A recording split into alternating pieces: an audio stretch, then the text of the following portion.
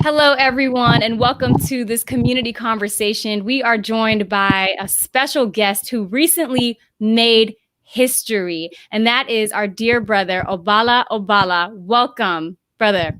Thank you. Thank you so much for being here today. We are incredibly proud of you. Oballa, brother Oballa, recently became the first Black person in Austin, Minnesota, to join the city council there. Not to mention, he is an Ethiopian refugee who came here not too long ago and overcame so many odds to get to this point. So we are so proud of you and we congratulate you again. How are you feeling today? Oh, thank you. I feel great. It had been overwhelming 3 days of congratulating me, like coming in, and I was so happy to see the result. So it wasn't something I was expecting to win but I was just trying, and then but the community earned my trust, and here we are, the first um, Ethiopian, the first refugee to be elected, the first person of color to be elected in Austin, Minnesota, after 152 years. Wow.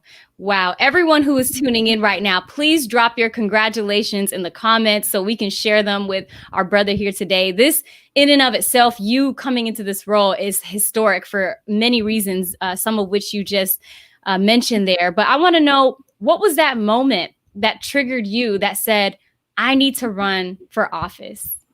Well, that's a good question. I moved to United States in 2013 December.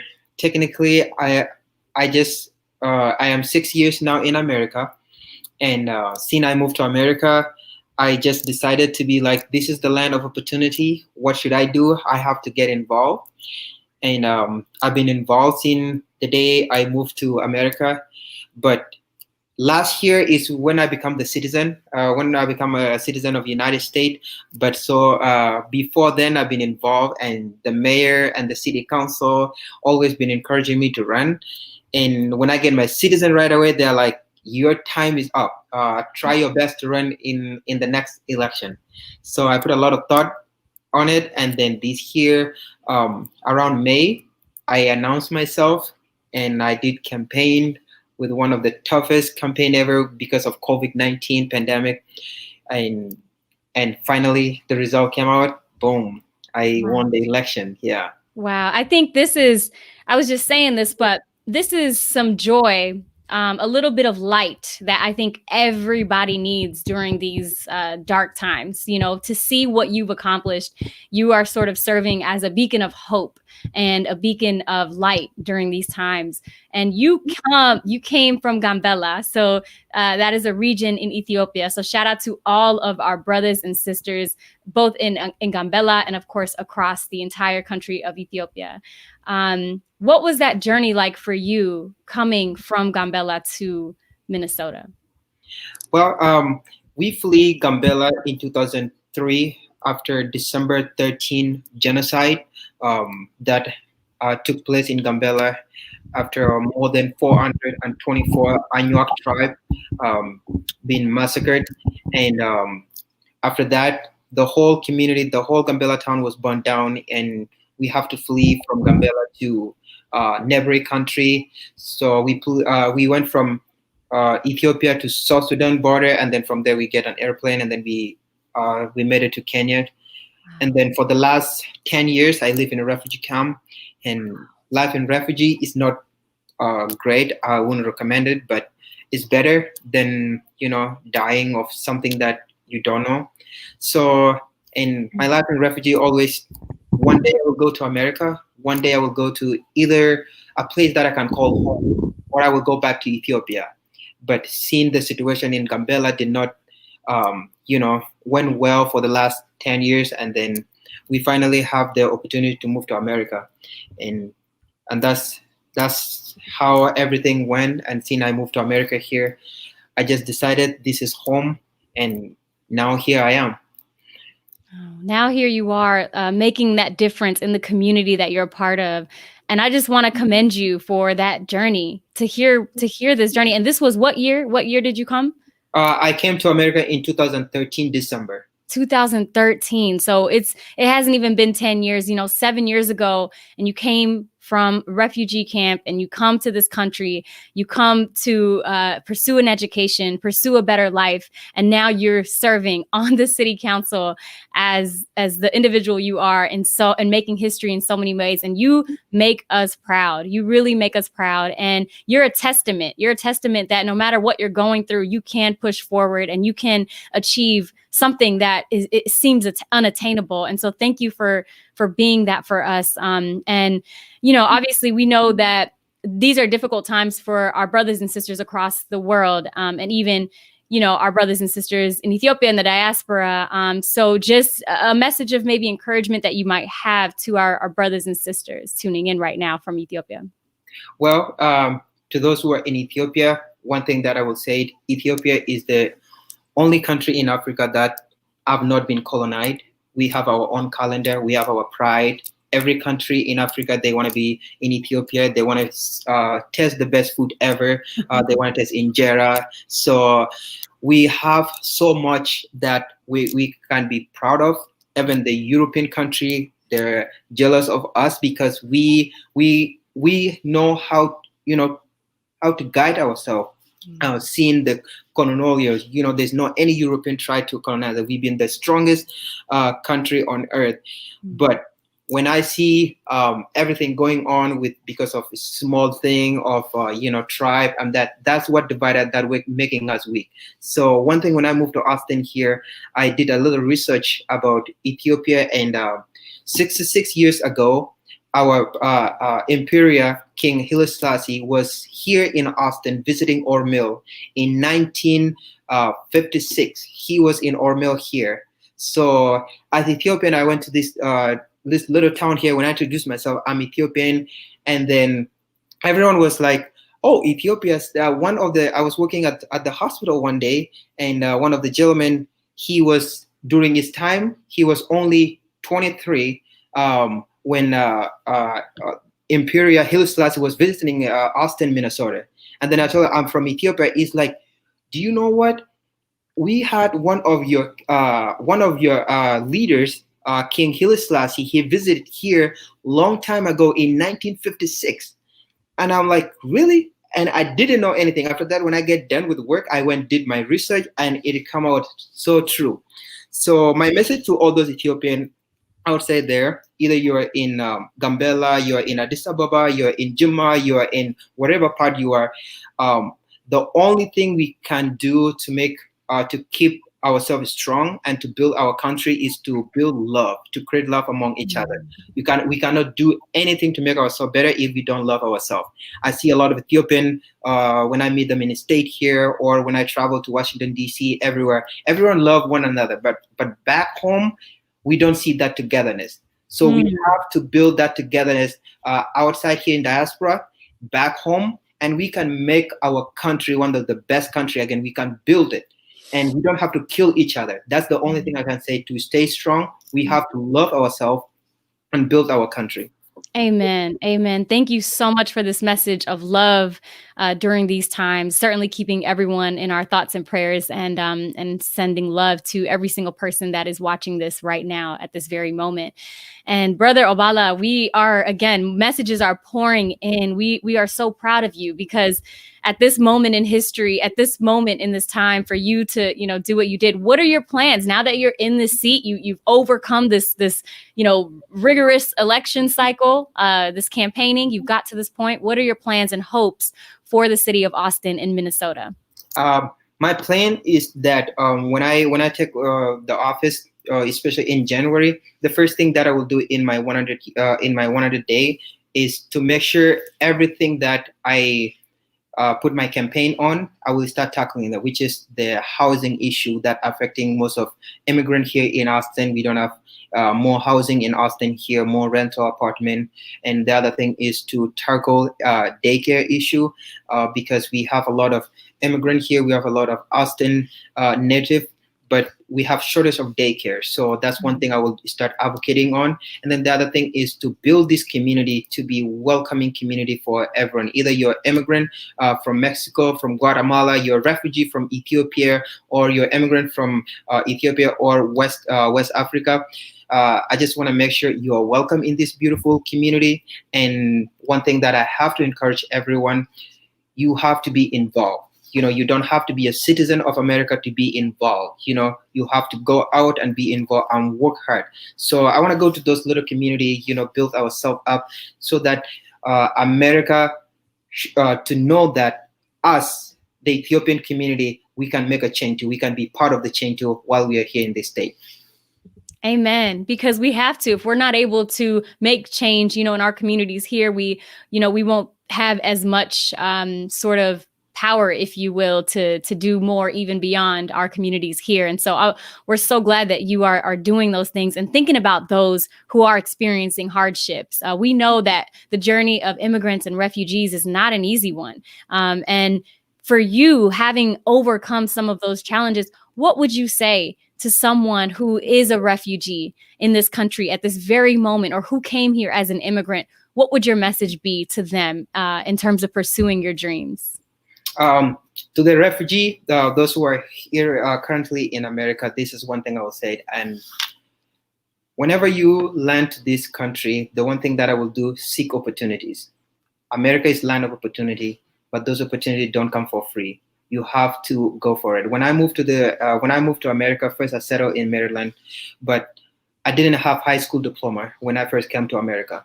I just get done with my grade 11 in Kenya. But when I came here, I just turned 20. I almost turning 20, and my social worker told me that I cannot go to any high school or get any other further education. But I proved her wrong. I told her that I need to get a high school diploma so that I could go to college, because coming to America, the biggest thing is to get a better education and a better life. I cannot get a better life if I don't have any education. So the one thing I pursue is to get my high school diploma.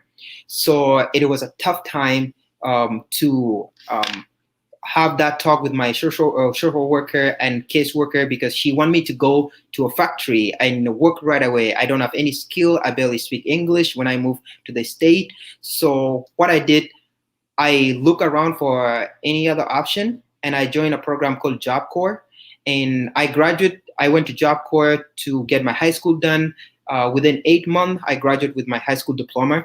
And after that, I moved to Austin here while I have my trained medical assistant. I complete my high school diploma, and then I complete my certified nursing assistant within 9 months, because I was in a boarding school whereby because I know that if I lock myself up in that boarding school, I will get everything done. So, and then from there, when I move here, I have already my plan out. So the only thing you can do when you move to America here, go get an education first. When you have your high school diploma, go to college, complete your degree. Don't just settle down, don't just waste time, and always focus on your dream. If you have a vision in this country and you stay consistent, you will accomplish your dream. Oh, God.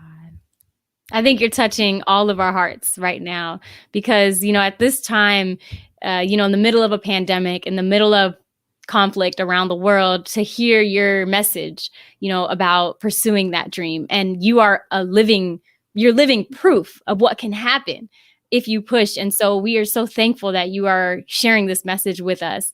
And I would like to know, I'm sure many of us would like to know, where do you draw your strength from? Because having seen so much from Ethiopia to the US, where do you draw that?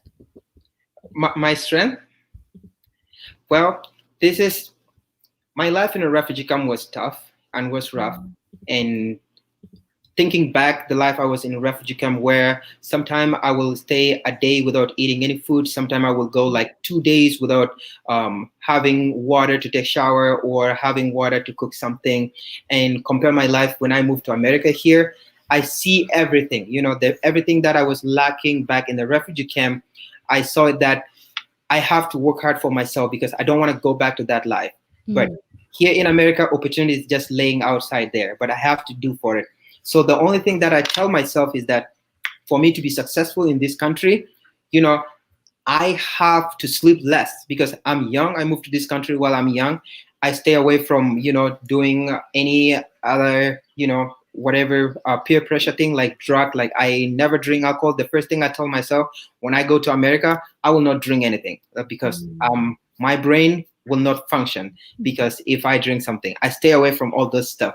And what I did only was just focusing, go to school, go to work, go to school, go to work. And the biggest thing who really inspired me is my mom. My mom never went to school. My dad never finished any high school or anything. And my mom will always tell me, everything I was lacking back home, you have it here now. If you waste your time, you are disappointing me. And then when I see my mom talking to me like that, she's like, I ran with you everywhere from Ethiopia to Kenya, like walking Mm. like 3 weeks with barefoot, to cross the border to go to South Sudan, running away Mm. from massacre. That's one thing always will motivate me and tell me that my mom went through so much because of me or and my family and my other sibling. So what will I do to make her proud? So to do that, I decided to work really hard, and now she's living comfortable life, and I can't wait to do more for her. Wow, you were just touching our hearts, and I'm sure she's so proud of you. And just like everyone here is very proud of you and inspired by you. And kudos to your family on doing such a wonderful job, with providing you this sort of path to come here. And now you're creating your own path in all that you do. So, wow, I just want to show you some of these messages pouring in. You've probably seen some, but just to show you how many people are saying congratulations, congratulations, congratulations. So many people. So you can just see at the bottom of the screen, there's all these people so proud of you. Anything you would like to say to these people who are saying congratulations? For all of you who are watching, either you're watching from California, Washington, D.C., Maine, Minnesota, everywhere, I want to tell you that this land is the land of opportunity. There's hope for everything. No matter what your dream, no matter how difficult it is, if you keep on that dream, if you keep on that vision, those dreams will come true. America will prove again, no matter where you come from, either you're rich, poor, or someone like me who moved to America with only one pants and one t-shirt, you will make those dreams come true. But there's only one thing that you will not, stay away from. Believe in God. There's God always. You have to believe that there's God. If you're still alive, work hard, pray, and always hope for a better day. So all of you, I just want to tell this victory is not for me alone. This victory is for all of you, is for all those young Ethiopian outside there, those young Ethiopian who are still in a refugee, those young Ethiopian who are still back home, who feel like I don't have hope. My hope is limited. I don't have hope one day I can become a prime minister of Ethiopia. I don't have hope one day I can work in a big office. I just want to tell you that you have a big hope. Keep on that hope. As long as you're still alive, we will work on that. Either you will be successful in Ethiopia or you're successful outside in America here. So believe in yourself and you will accomplish that dream. Amen. Amen to that. There's just more comments coming in that are just, again, telling you to keep your hard work as well as the pride and wisdom of Ethiopia. Wish every success in your journey. Congratulations, indeed. We are very proud. So many messages here. We love you. We celebrate your immense achievements. Congratulations. Good luck, bro. And again, so many more. Someone saying you're making them cry. Some people are watching from Frankfurt. Some people are watching from Silver Spring, Maryland. Some people are watching from the UK. Some people are watching from so many different places around the world. And London, Ireland in the building, Atlanta, the West Coast, Canada. So, brother, you have touched our hearts. You have shown us that we can achieve something when we put our minds to it. Any final words you want to share with us tonight? The final word is this. I want to take it directly to our brothers and sisters who are going through a lot back home now. Um, I want to close my remark on this. I love Ethiopia. I am an Ethiopian, My mom, my dad was born in Ethiopia. But sometimes I feel so bad when I see my country going through so much, going through violent after violent or massacre after massacre, Ethiopian killing themselves. But we forget that we are one country. We are one Ethiopia. We are one of the nations that in Africa that every African continent, every African country want to be Ethiopian. But when I see ourselves being divided like this, that's not that's what make me so mad. That's when I see an Ethiopian kid will their dream, they feel like their dream, they will not accomplish their dream in Ethiopia. That what make me frustrated me. But I just want to say this: we can put all those things behind us and start working on a better future. I follow one of my role models right now is Oballa. If all of you guys know Oballa, I make one of my trip in Washington D.C. I met Oballa, who is one of the activists now in Ethiopia. Oballa always tell the messages like this: for every Ethiopian, instead of us talking about each other, we should start talking to each other. Because if all Ethiopians start talking to each other and see the difference and see the problem that that killing us, we can start solving those problems. Instead of us talking about each other, there shouldn't be any I'm a Mara Ethiopia, I'm a Gambela Ethiopia, I'm Oromo Ethiopia. We should be all one Ethiopian, and that one Ethiopian is to share love, to bring our identity, to teach every African that we can be one of the strongest nation on earth. If the headquarter of AU in our country, and again, we're still killing ourselves in our backyard, who are we to be, the peace people on earth? Our prime minister last year get a Nobel Peace Prize, and today now, this year now, we're still seeing one of the deadest thing in our country. We have to think for our country. We have to think about ourselves and start loving one another and start building our country. We have so much resources in Ethiopia, either in Gambela, either in Jimma, either in all those part of Ethiopia. We have so much resources, gold, rivers, but we cannot use those resources if we are killing ourselves. We start loving ourselves, and always Ethiopia will be the best nation ever. Remember, that injera look good, but if you're running, that injera will not taste better. Wow. Thank you for this message of love.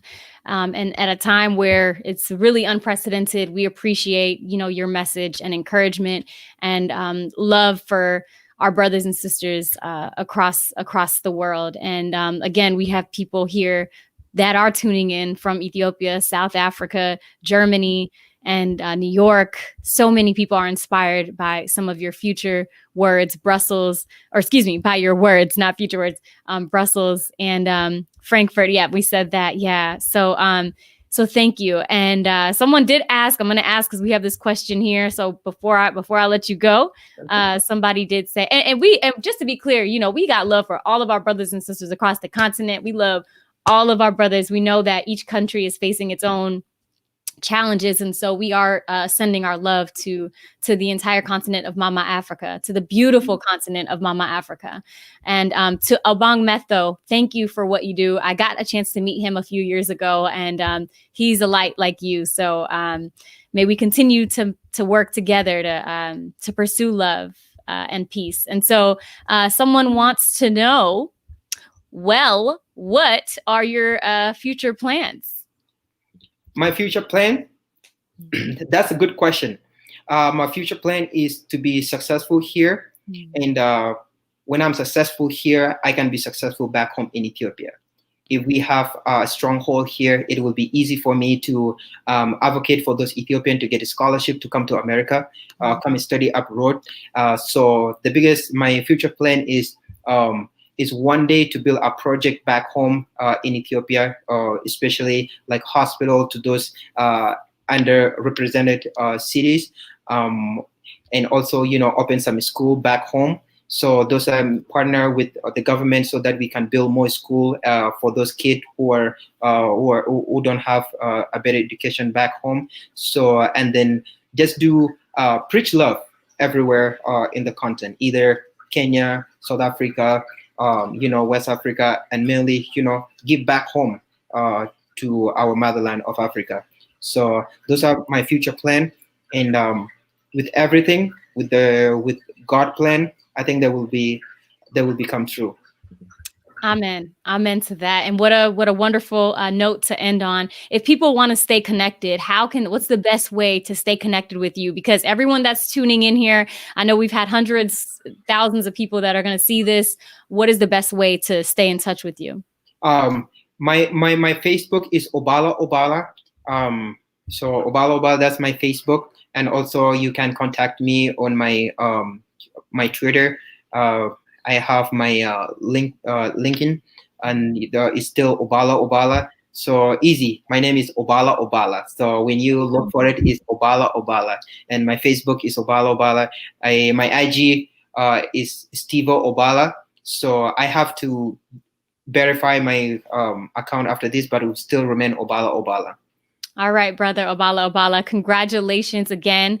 Sending you a lot of love and best wishes in your new pursuit. We'll certainly love to check in with you maybe in a month to see how it's going and everything. And to everyone who's tuning in, from myself and Oballa, we want to send you a lot of love, a lot of positive vibes, and a lot of peace during these times. We love you all, and we'll continue to keep you all in our hearts and in our prayers. Absolutely. Thank you. Thank you so much for having me here. Bye-bye. Thank you for being with us, everybody.